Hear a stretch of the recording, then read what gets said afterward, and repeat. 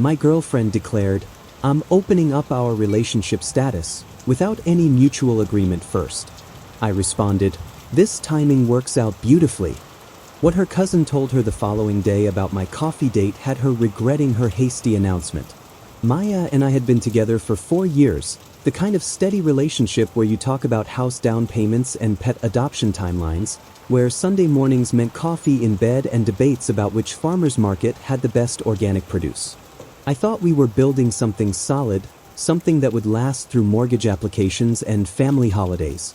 Then last Tuesday evening, Maya walked into our shared condo with this determined expression I'd never seen before, like she'd rehearsed whatever she was about to say in the mirror for weeks. "Brandon, we need to have a serious conversation about the future of our relationship," she announced, setting her yoga mat down with unusual precision. I looked up from my laptop where I'd been reviewing structural plans for a bridge project. "What's on your mind?" She sat across from me on our couch, hands folded in her lap like she was delivering a business presentation.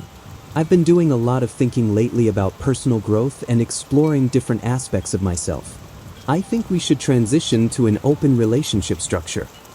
The words hit me like unexpected turbulence on a smooth flight. 4 years together, and she was announcing this like a unilateral policy change. "An open relationship," I repeated slowly. "That's right. We're both still young, and I think it would be healthy for us to experience other connections while maintaining what we have as our primary foundation." The clinical way she spoke made it sound like she'd been researching this decision for months without mentioning it once. I studied her face, looking for any sign of the Maya who used to ask my opinion on everything from restaurant choices to career decisions. "This is something you've decided, not something you're suggesting we discuss." "Well, I mean, we can discuss the logistics and boundaries, but I think this is the direction we need to move in for both of our personal development." Her voice wavered slightly, like she hadn't expected me to pick up on the fact that this wasn't actually a conversation. That's when it clicked. The late-night yoga classes that had started 2 months ago. The way she'd been distant during our usual evening walks. The mysterious text messages she'd started hiding. "You know what, Maya? The timing actually works out beautifully." Her confident expression faltered for just a moment. "What do you mean?" "Luna from my climbing gym has been pretty clear about her interest in getting to know me better. She's been asking if I'd like to grab coffee sometime, and I've been turning her down because I was in a committed relationship. But if we're opening things up, I should probably text her back." Maya's face went through several expressions rapid fire: surprise, concern, then something that looked suspiciously like panic. "Wait, hold on. We should probably establish some ground rules first before either of us starts reaching out to other people." "Ground rules? I thought you said we could discuss logistics after you'd already decided we were doing this." I pulled out my phone and started typing a message to Luna. "What are you doing right now?" Maya's voice had shifted from confident to anxious in record time. "I'm texting Luna to see if she's free for coffee tomorrow." "Isn't this what you wanted?" "I just think we should be more methodical about this transition. Maybe we should both take a few days to think about boundaries and expectations before we start dating other people." The irony was absolutely beautiful. She'd announced this decision like it was already in motion, but the second I showed genuine enthusiasm for her plan, suddenly we needed to pump the brakes. "Maya, you've clearly been thinking about this for a while. I'm just following your lead here." I finished typing the message and hit send. There we go. Luna and I are meeting for coffee at Meridian Roasters tomorrow at 10. "Brandon, I really think we should talk about this more thoroughly first." "What's there to talk about? You said you wanted us to explore other connections." "I'm exploring. Luna's an amazing photographer, and we have incredible conversations about art and outdoor adventures. Plus, she's been incredibly respectful about boundaries, which I appreciate." Maya stared at me like I'd just announced I was moving to another country. "You've been thinking about dating her?" "I've been thinking about how attractive and interesting she is, yes. But I wasn't going to act on it because I was committed to you. Now that you've changed those parameters, I'm excited to see where things go."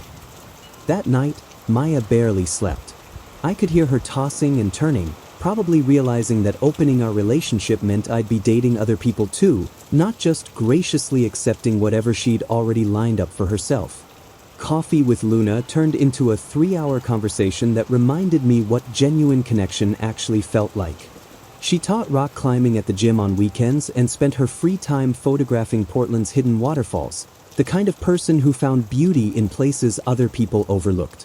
"I've noticed you working out alone lately," she mentioned, stirring honey into her cappuccino. "Maya's been doing her own thing with Pilates classes. She found this instructor who's apparently revolutionizing her core strength." Luna laughed, this genuine sound that made me realize how long it had been since I'd heard authentic laughter in my own home. "Jake Martinez? He's got quite the reputation for intensive one-on-one sessions." The way she said it made me wonder exactly what kind of reputation Jake had, but I was enjoying Luna's company too much to dwell on Maya's fitness choices. We spent the afternoon hiking Forest Park, where Luna showed me photography techniques for capturing light through the canopy. Her passion for art was infectious, and I found myself seeing familiar trails through completely different eyes. Meanwhile, Maya had apparently arranged her own coffee date, though she was significantly less enthusiastic when I asked about it over dinner. "How was your day?" I asked, genuinely curious about how her first open relationship experience had gone. "Fine." Jake and I grabbed lunch after our Pilates session. Nothing too exciting. She pushed her salad around her plate without much interest. Luna and I had an amazing time hiking. She's incredibly talented with landscape photography. We're planning to check out Silver Falls this weekend. Maya's fork paused midair. "This weekend? We usually do grocery shopping and meal prep on Saturdays. You're welcome to join us, or you could spend time with Jake. Isn't that the whole point of this new arrangement?" The following week brought Maya's family barbecue, an annual tradition where her extended family gathered to grill overpriced steaks and discuss real estate market trends. Maya insisted I attend, probably wanting to maintain the illusion that everything was perfectly normal in our relationship. She spent the entire afternoon practically draped over me, holding my hand with unusual intensity and making exaggerated comments about our future plans. "Brandon's been so supportive of my personal growth journey," she announced to her Aunt Patricia while squeezing my arm possessively. "We're exploring new dimensions of our relationship together." Her cousin Alex raised an eyebrow at Maya's theatrical performance. "New dimensions? That sounds very modern of you both." "Oh yes, we're both very open-minded about expanding our horizons," Maya continued, her laugh pitched slightly too high. The irony of her public display wasn't lost on me. At home, she'd been increasingly distant and distracted, but in front of her family, she was performing the role of devoted girlfriend with Oscar-worthy commitment. During a quiet moment by the dessert table, Alex pulled me aside. "Maya seems a little intense today. Everything okay with you too?" I considered how to answer diplomatically. "We're figuring some things out. Nothing major. She keeps talking about personal growth and new experiences. Sounds like she's been reading too many self-help books." If only he knew. That evening, Maya was unusually quiet during our drive home. "You were different today," she finally said as we pulled into our parking space. "Different how?" "Less engaged. Like your mind was somewhere else." "I was thinking about Luna, actually. She mentioned wanting to try that new Ethiopian restaurant downtown, and I was wondering if you'd have any objections to me taking her there next week." Maya's jaw tightened visibly. "That's our place. We discovered that restaurant together." "It's a public restaurant, Maya. I can't exactly reserve every location where we've had a meal. It just feels weird, you taking her to places that are meaningful to us. Then maybe you should have considered that before deciding we should see other people."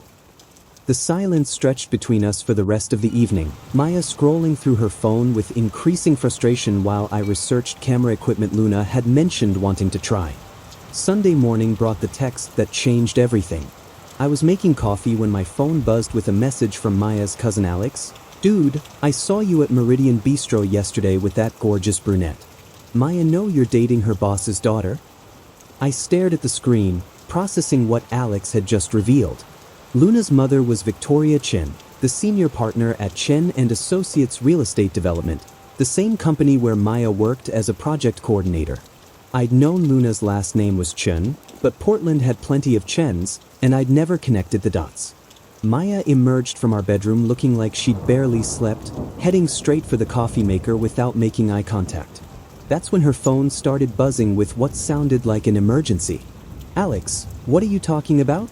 she answered, her voice still rough from sleep. I watched her face transform from confusion to horror as Alex apparently explained what he'd witnessed. "Victoria Chen's daughter? Are you absolutely certain?" Maya's eyes found mine across the kitchen, and I saw the exact moment she realized the implications. "Brandon," she said after hanging up, her voice carefully controlled. "We need to talk. Right now." "About what?" "About Luna being my boss's daughter. About how dating her could completely destroy my career prospects in this company." I leaned against the counter, genuinely puzzled by her panic. "How would dating Luna affect your job performance?" "Victoria oversees all the major development projects. If things go badly between you and Luna, or if Luna says something negative about me to her mother, it could tank my entire career path." "Maya, you're the one who wanted us to see other people. You don't get to dictate who I date based on your professional concerns. This is different, and you know it. This affects my livelihood, my future in the company." "So does your relationship with Jake? Presumably. What if his clients at the gym start gossiping about his personal life with their trainer?" Maya's face went red. "Jake doesn't work in my industry. This is completely different. The only difference is that you didn't bother researching the potential complications of your own choice before you announced it." My phone buzzed with a text from Luna. "Coffee again today? I found this amazing spot in the Pearl District." I started typing back immediately. "What are you doing?" Maya demanded, confirming my coffee date with Luna. "We're meeting at 10:30. "Brandon, you cannot seriously continue dating her after what I just told you." "Actually, I can. You announced we were in an open relationship. You didn't include a clause about approval processes or professional conflict assessments." Maya grabbed my arm. "Please. I'm asking you as someone who's been in your life for 4 years. This could ruin everything I've worked for at Chen and Associates." I gently removed her hand. "Maya, where was this level of consideration when you were making unilateral decisions about our relationship status? You didn't ask how I might feel about you dating other people." "That's completely different." "Is it? Because from where I'm standing, it looks like you expected me to gracefully accept whatever arrangement benefited you, but now that your plan has unexpected consequences, suddenly we need to negotiate boundaries." The desperation in her voice was becoming more apparent. "What if Victoria finds out we're in an open relationship? What if she thinks I'm unprofessional or unstable? Then maybe you should have considered those possibilities before announcing your decision."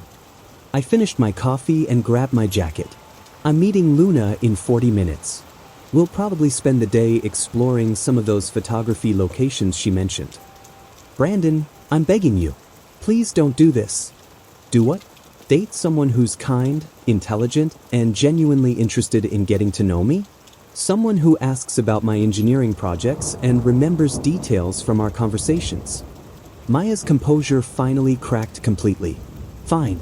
If you're going to be stubborn about this, then I'm going to spend the day with Jake.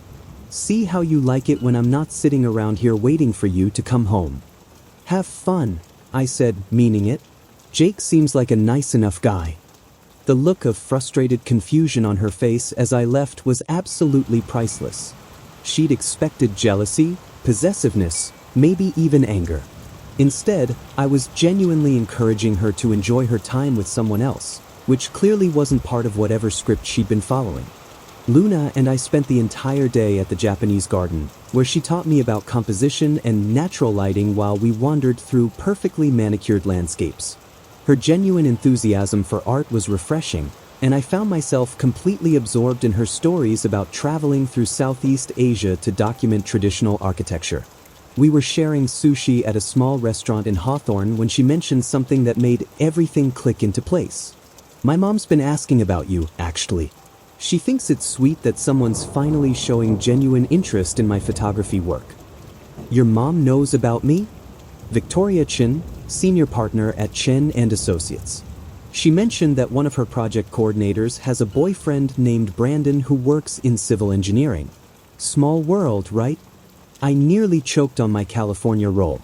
Maya never mentioned that connection. Maybe she doesn't know? Mom keeps her personal and professional lives pretty separate.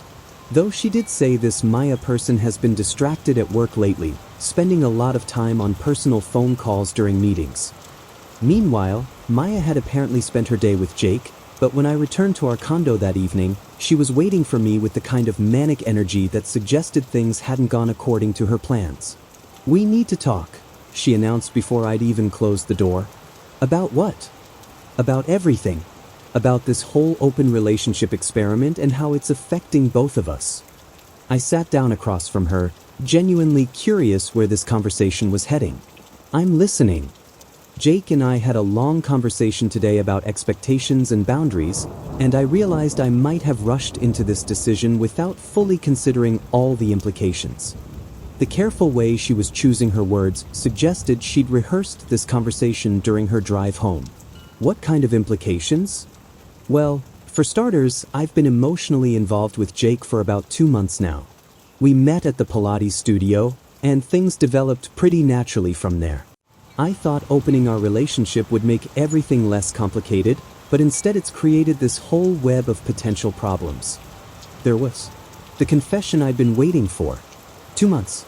So you were essentially having an affair and decided to retroactively legitimize it by announcing we were open. Maya's face flushed. It wasn't an affair. Nothing physical happened until after we had our conversation about opening things up. Maya, emotional affairs are still affairs. You developed feelings for someone else while we were supposedly committed to each other, then announced a unilateral policy change to make your behavior acceptable. I know how it looks, but I genuinely thought this would be better for both of us. I thought you'd benefit from exploring other connections too. And now that I'm actually doing that, you've realized you don't like the arrangement you created. Maya stood up and started pacing around our living room. It's not that I don't like it. It's that Luna being Victoria's daughter creates complications I didn't anticipate. Complications for you, specifically. Complications for both of us. What if things don't work out between you two? What if there's drama that spills over into my professional life? I watched her pace, noting how her concern was entirely focused on potential negative consequences for herself. Maya, did it occur to you that things might work out beautifully between Luna and me? That I might be genuinely happy with someone who appreciates my interests and actually wants to spend time together? She stopped pacing. What's that supposed to mean? It means I've enjoyed every moment I've spent with Luna. She asks about my engineering projects, remembers details from our conversations, and shares her passions with genuine enthusiasm. When was the last time you showed that kind of interest in anything I cared about? That's not fair. I've always been supportive of your career. Maya, you've been distracted and distant for months. The only time you show me affection anymore is when other people are watching, like at your family barbecue yesterday. The fight escalated from there, with Maya oscillating between tearful apologies and angry accusations that I was being deliberately cruel by continuing to see Luna. "You're punishing me," she finally said, tears streaming down her face. "You're dating her specifically to hurt me professionally. I'm dating her because she's amazing and I enjoy her company. Your professional concerns are your problem to solve, not mine to accommodate." The next 2 weeks brought a level of drama I hadn't experienced since high school. Maya started showing up at my engineering firm during lunch breaks, ostensibly to talk things through, but actually creating awkward situations for my colleagues who knew nothing about our relationship status change. "Brandon, your girlfriend is here again," my project manager Tom mentioned with obvious confusion after Maya's third unannounced visit. "She seems pretty upset about something." I found her in the lobby, pacing frantically while other visitors stared at her obvious distress. "Maya, you can't keep showing up at my workplace. This is inappropriate. I need to know where you stand on this Luna situation. My job performance is suffering because I'm constantly worried about what you two are doing together." That sounds like a you problem that requires a you solution. Don't be flippant about this. Victoria asked me yesterday if everything was okay at home because I seemed distracted during project meetings. If she finds out about the open relationship, it'll look completely unprofessional. The irony was remarkable. Maya's own behavior was creating the professional problems she was desperately trying to avoid. Maybe you should focus on doing better work instead of monitoring my dating life. That evening, I discovered she'd contacted our landlord with concerns about my mental stability and erratic behavior, apparently hoping to create leverage for having me removed from our lease. Our property manager, Mrs. Rodriguez, called to schedule a welfare check meeting. Your girlfriend is worried about you, Brandon. She mentioned some relationship issues that are affecting your judgment and decision-making capabilities. I had to explain the situation diplomatically, assuring Mrs. Rodriguez that I was perfectly stable and that Maya was dealing with some personal stress that was affecting her perspective on our living situation. She suggested that you might be better off living somewhere else while you work through whatever's happening between you two. Mrs. Rodriguez, I've lived here for 3 years without any problems. My rent is always on time, I've never had noise complaints, and I maintain the apartment well. I'm not planning to move. Meanwhile, Luna and I were developing something genuinely meaningful. We spent Saturday morning at the farmer's market, where she photographed vendors setting up their displays while I helped her carry equipment. Her passion for capturing authentic moments was infectious, and I found myself seeing Portland through completely different eyes. Your girlfriend seems lovely, the elderly woman selling organic honey mentioned as Luna paid for a small jar.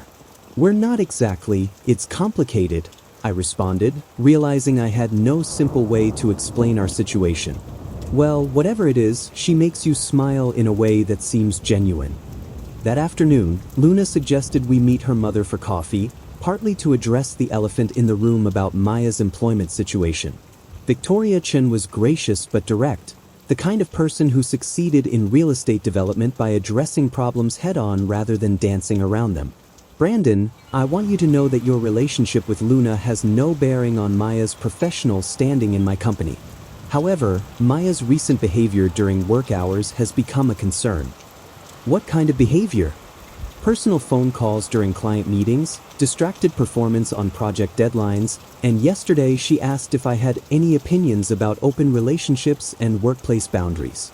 That conversation was unusual. Luna squeezed my hand under the table. Mom, maybe Maya's just going through some personal stress. Perhaps. But professionalism means managing personal stress in ways that don't affect work quality or create uncomfortable situations for colleagues. Victoria's message was clear. Maya's job security depended entirely on Maya's own professional conduct, not on my dating choices. The relief was enormous. I'd been worried that my relationship with Luna might somehow jeopardize Maya's career, but Victoria had essentially confirmed that Maya was jeopardizing her own career through her behavior. That evening, I tried to reassure Maya that her job was safe regardless of my relationship with Luna. Victoria explicitly said that our dating has no impact on your professional standing. You talked to my boss about our personal situation? Brandon, that's completely inappropriate. She's also Luna's mother. It came up naturally during coffee, and she addressed it directly to eliminate any awkwardness. Maya's face went white. You had coffee with Victoria Chen? What did you tell her? Nothing about you specifically. She mentioned that you seem stressed lately and asked if there was anything affecting your focus at work. This is a disaster. She's going to think I'm completely unprofessional and unstable. Maya, the only person affecting your professional reputation is you. The breaking point came the following Thursday when I returned from work to find Maya had changed the locks on our condo. I stood in the hallway with my key that no longer worked, calling her phone while neighbors walked past giving me sympathetic looks. Maya, what exactly are you trying to accomplish here? I need space to think without you constantly coming and going at all hours, disrupting my ability to process what's happening to our relationship. It's my apartment too. My name is on the lease, and I pay half the rent. You can stay at Luna's place while we figure this situation out. I'm sure she'd love to have you there full-time. The pettiness was breathtaking, But I wasn't about to engage in a hallway argument with someone who'd apparently lost all perspective on reasonable adult behavior. I called our property manager, who confirmed that Maya had no legal right to change locks without my consent and arranged for emergency access within 2 hours. While waiting, I texted Luna about the situation. Her response was immediate. "That's completely unhinged behavior. Do you need somewhere to stay while you sort this out?" I declined her offer but appreciated the support. When Mrs. Rodriguez arrived with replacement keys, she looked genuinely concerned. "Brandon, this kind of domestic disruption isn't something we typically see from stable tenants. Are you sure everything's okay?" Maya's dealing with some personal stress that's affecting her judgment. I'm hoping she'll stabilize once she works through whatever's bothering her. That evening, Maya emerged from our bedroom like nothing unusual had happened. "How was your day?"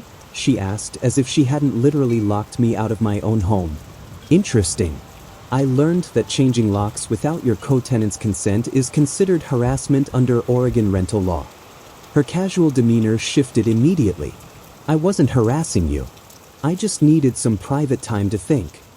"Maya, you can't unilaterally decide I don't live here anymore because you're having emotional difficulties." Meanwhile, my colleagues at work had started asking discreet questions about my personal situation. Tom pulled me aside during our Friday tea meeting. "Everything all right at home? You seem stressed lately, and that whole situation with your girlfriend showing up here was pretty unusual." I gave him the abbreviated version: relationship difficulties, working through some boundary issues, hopefully resolving soon. But internally, I was starting to recognize that Maya's behavior had escalated beyond normal relationship conflict into something genuinely unstable. That weekend, Luna and I drove to Cannon Beach for her photography project documenting coastal erosion patterns. Watching her work was fascinating. She approached each shot with scientific precision while maintaining artistic vision. We spent hours walking the shoreline while she explained how changing tide patterns affected the landscape over decades.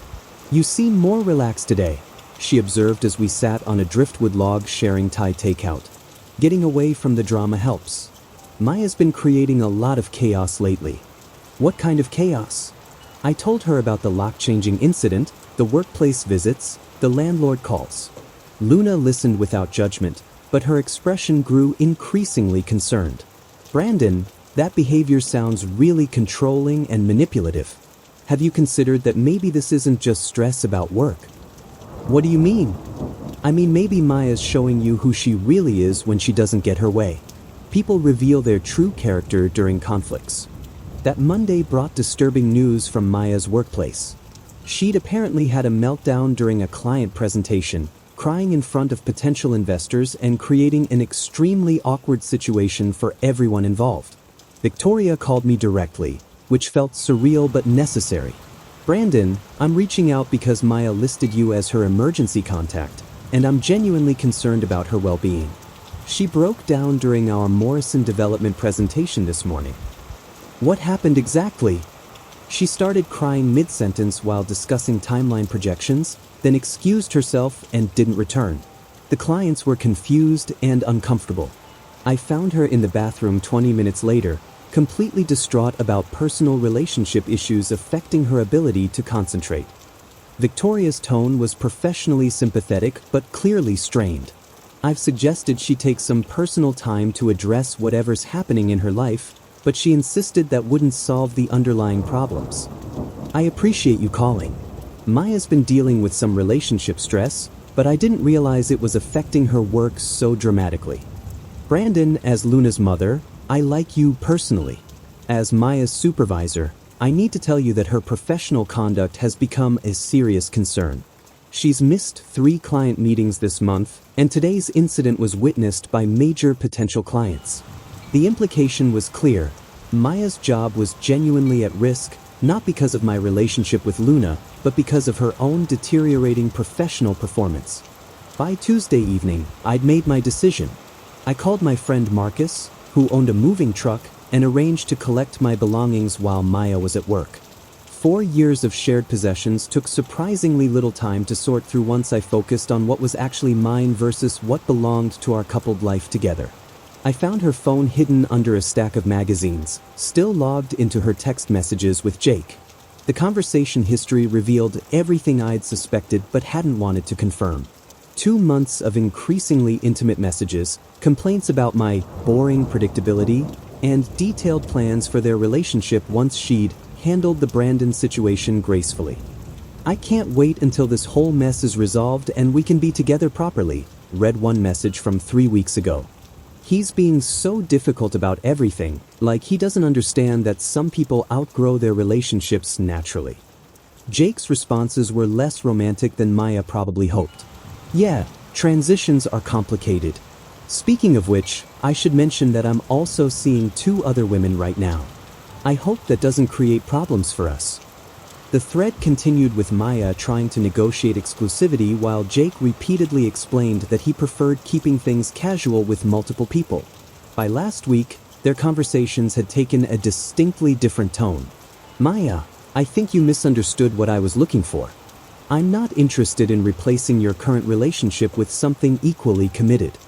But we talked about building something real together once I was free to focus on us properly. I think we had different interpretations of those conversations. I enjoy spending time with you, but I'm not looking for anything exclusive or serious right now." The devastation in Maya's most recent messages was obvious. Her entire plan had backfired spectacularly. She'd torpedoed our 4-year relationship for someone who'd never intended to offer her the commitment she'd assumed was guaranteed. I took screenshots of the relevant conversations, not for revenge, but for clarity about what had actually happened versus Maya's revised narrative about mutual exploration and personal growth. Marcus helped me load my engineering books, computer equipment, and furniture into his truck while I tried to process the full scope of Maya's deception. "Dude, this is some next-level manipulation," he said after I explained the situation. "She basically blew up your relationship for a guy who was never planning to catch her." That afternoon, I found a furnished studio apartment in the Pearl District, walking distance from several coffee shops Luna and I had discovered together. The landlord was refreshingly straightforward about lease terms and didn't require extensive personal references or emotional stability assessments. Maya returned to our former condo around 6, probably expecting to find me waiting anxiously for permission to collect my belongings. Instead, she found empty closets, missing furniture, and a note explaining that I'd moved out permanently. Her phone call started immediately, cycling through the predictable emotional stages: confusion, anger, bargaining, desperation. "Brandon, we can work through this. I made mistakes, but we can rebuild what we had." "Maya, you spent 2 months planning your exit strategy with Jake while pretending to be committed to me. That's not a mistake. That's a deliberate deception. I never meant for things to get so complicated. Jake wasn't supposed to be just a casual thing.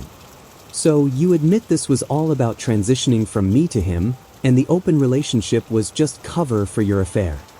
The silence stretched long enough that I wondered if she'd hung up. I thought I loved him. I thought he wanted the same future I did. "What future was that, exactly?" "The one where you quit your job to become an influencer while he supported you financially." "How did you know about that?" "Maya, I lived with you for 4 years. I know how your mind works when it comes to long-term planning and financial security." Victoria called me that Friday with professional updates that felt surreal but necessary. Maya submitted her resignation this morning, effective immediately. She mentioned needing to focus on personal issues and exploring alternative career paths. Is she eligible for rehire? Based on her recent performance issues and the circumstances of her departure, that seems unlikely. She left several projects unfinished and didn't provide adequate transition documentation. Luna and I spent that weekend apartment hunting together, not for shared living space, but to help me find a permanent place that reflected my actual preferences rather than compromises with Maya's expensive tastes. We found a perfect 1-bedroom in Hawthorne with natural light for her photography visits and space for my drafting table. "You seem different," Luna observed as we walked through the empty rooms. "More relaxed, like you can finally breathe properly." "I feel like I've been holding my breath for months without realizing it." That evening, Maya showed up at my new apartment building, somehow having tracked down my address through methods I preferred not to contemplate. "Brandon, I need you to understand that I never meant for any of this to hurt you. Everything got so complicated so quickly. Maya, you orchestrated this entire situation. You chose to have an emotional affair, you chose to announce the open relationship, and you chose to create drama at work. Those weren't accidental complications. I know I handled things badly, but we had something real for 4 years. That has to count for something." I looked at her standing in my doorway, mascara smudged from crying, designer purse clutched like a life preserver. "Maya, what we had was real for me. But for you, it was apparently just a placeholder until something shinier came along." The finality in my voice seemed to register with her for the first time. "Jake was a mistake. A terrible mistake. But you and Luna, that's real too, isn't it?" "Yes, it's real. And honest. And built on actual mutual respect rather than manipulation and deception." "So that's it? For years, and you're just walking away?" "Maya, you walked away 2 months ago when you started planning your future with Jake. I'm just catching up to where you've already been emotionally." I closed the door gently but firmly, listening to her footsteps fade down the hallway. 3 months later, Luna and I were planning a weekend trip to document the wildflower blooms in the Columbia River Gorge when I heard through mutual friends that Maya had moved back in with her parents in Beaverton. Apparently, Jake had ended things completely after her workplace meltdown, and she'd been unable to find another position in real estate development. Her Instagram had shifted from luxury lifestyle posts to inspirational quotes about resilience and new beginnings. "Do you ever feel guilty about how things ended?" Luna asked as we planned our photography route. "I feel sorry that she made choices that hurt herself so badly. But guilty? She created this situation, and I just refuse to enable her manipulation." Luna nodded, understanding in the way that emotionally healthy people do.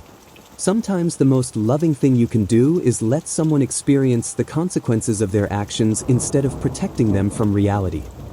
6 months after Maya's open relationship announcement, I woke up in my own apartment, made coffee with someone who genuinely wanted to be there, and realized that everything had worked out exactly as it should. Maya had gotten the freedom she demanded, and I'd gotten the chance to find someone who actually appreciated what I had to offer. The timing really had worked out beautifully, just not in the way Maya had planned.